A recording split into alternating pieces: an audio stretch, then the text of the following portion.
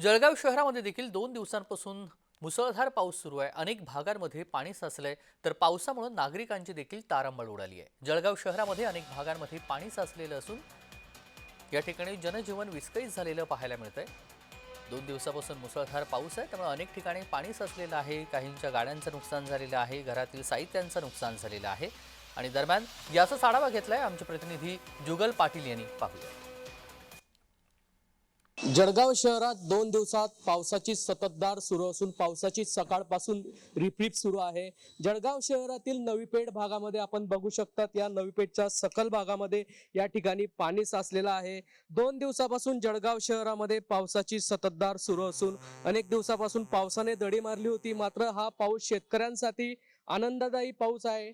त्या प्रकारे बघितलं तर शेतकऱ्यांवर दुबार पेरणीचं संकट येऊन टाकलं होतं, मात्र या पावसामुळे जळगाव शहरामध्ये जिल्ह्यासह पावसाने मुसळधार पावसाने हजेरी लावली असून या ठिकाणी शेतकरी वर्गांमध्ये आनंदाचं वातावरण आहे। जळगाव शहरातील हा नवीपेठचा परिसर आहे। या नवीपेठच्या परिसरामध्ये या ठिकाणी पाणी साचलं असून आज सकाळपासूनच पावसाने जोरदार हजेरी लावलेली आहे आणि जळगाव शहरासह जिल्ह्यामध्ये जोरदार मुसळधारा वाहत आहे।